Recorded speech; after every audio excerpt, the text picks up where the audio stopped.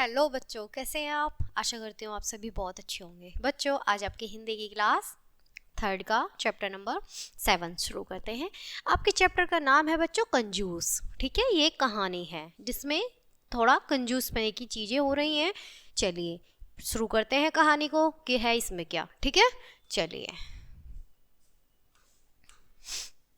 पिता की मृत्यु के उपरांत श्रीधर के घर में पूजा थी। श्रीधर बहुत ही कंजूस था। वह पूजा के लिए नारियल खरीदने एक दुकान पर गया। यानी जो श्रीधर था वह बहुत कंजूस व्यक्ति था। दुकानदार ने श्रीधर को नारियल की कीमत 15 रुपये बताई। यानी जब वो नारियल लेने के लिए गया पूजा के लिए तो दुकानदार ने 15 रुपये का नारियल बताया। 15 रुपए की बात सुनकर श्रीधर हक्का बक्का रह गया। यानी उसे लगा 15 नहीं, जैसे 15,000 बता दिए हो नारियल के। वो हक्का बक्का रह गया कि इतना महंगा नारियल। वह दूसरी दुकान पर गया। दूसरी दुकानदार ने नारियल की कीमत 10 रुपए बताई। श्रीधर ने यहाँ भी नारियल नहीं खरीदा। अब वह तीसरी दुकान पे गया। तीसरी दुकान ने नारियल की कीमत 5 रुपए बताई। श्रीधर ने दुकानदार से पूछा, क्या तुम एक नारियल मुझे मुफ्त में नहीं दे सकते हो। दुकानदार ने कहा, मुफ्त में नारियल लेना है तो आगे जाओ, वहाँ रास्ते के किनारे नारियल के पेड़ हैं, पेड़ पर चढ़कर नारियल तोड़ लाओ।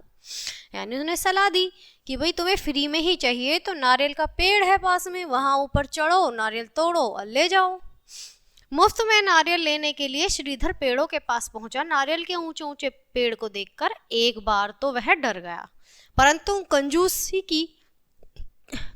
की आदत ने उसे पेड़ पर चढ़ा दिया। जैसे तैसे पेड़ पर चढ़कर वह नारियल तोड़ने लगा। नारियल तोड़ने की कोशिश में श्रीधर के पैर पेड़ के तने से अटक गए। वह नारियल पकड़े हुए हवा में लटक गया। श्रीधर मदद के लिए जोर जोर से चिल्लाने लगा, बचाओ बचाओ, अरे कोई तो मुझे इस पेड़ से उतारो। तभी इधर से हाथी पर सवार एक आदमी निकला। उसे श्रीधर पर दया आ गई। यानी उसने देखा कि भाई वो हवा में लटक गया है तो उस पर दया आ गई एक आदमी को। पेड़ के नीचे हाथी खड़ा करके वह थोड़ा सा उछला और श्रीधर के पैर पकड़ लिए। तभी हाथी आगे चल पड़ा। वह श्रीधर और हाथी वाला दोनों नारियलों को पेड़ से लटक गए। वे दोनों ही चिल्लाने लगे, बचाओ बचाओ, अरे है कोई जो हमें पेड़ से उतारे। तभी ऊंट पर सवार एक आदमी उधर आया। उसने 2 आदमियों को पेड़ से लटका हुआ देखा तो उन पर दया आ गई। उसने उनके नीचे अपने ऊंट को खड़ा किया और उचक्कर हाथी वाला के पैर पकड़ लिए। तभी उसका ऊंट आगे चल पड़ा। यानी ऊंट भी नहीं रुका तो वो भी वहीं हवा में लटक गया। इस तरह आप देख पा रहे हैं चित्र में। अब श्रीधर, हाथी वाला और ऊंट वाला तीनों पेड़ से लटक गए। अब वे तीनों मिलकर शोर मचा रहे थे कि हमें बचाओ, पेड़ से, हमें पेड़ से उतारो। तभी घोड़ा पर सवार एक आदमी वहां आया। उसने देखा 3 आदमी पेड़ से लटके हैं। उसने उन पर दया दिखाई और उसने नीचे अपने घोड़ा खड़ा किया और उछलकर उसने ऊंट वाले के पैर पकड़ लिए।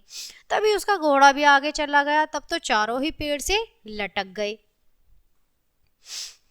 तभी श्रीधर चिल्लाया, मेरे हाथ दुख रहे हैं, मेरे हाथ से नारियल छूट रहा है। श्रीधर की बात सुनकर हाथी वाला बोला, नारियल को कसकर पकड़ो, नारियल छोड़ दिया तो हम गिर जाएंगे, हमें बहुत चोट लगेगी। मैं तुम्हें 100 रुपये दूंगा। ऊंट वाला और घोड़े वाले ने भी 100 रुपये देने का वादा किया। 3 आदमियों का बोझ श्रीधर से नहीं संभल रहा था।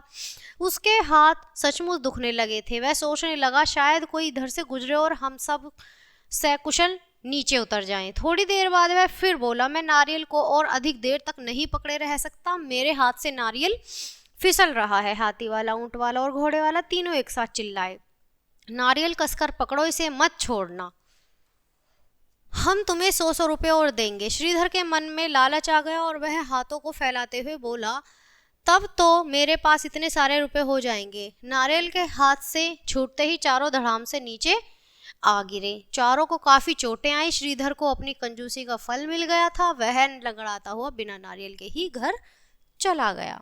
तो बच्चों, देखा आपने कि कंजूसी करना कितना ज़्यादा खतरनाक हुआ उनके लिए कि वो पेड़ से ही गिर पड़े। अगर वो उस नारियल को ले लेते तो शायद ये दुर्दशा नहीं होती उनकी। तो पाठ यहीं ख़त्म होता है। कैसा लगा हमारा पाठ बताइएगा ज़रूर। तब तक के लिए बाय, थैंक्स फॉर वॉचिंग।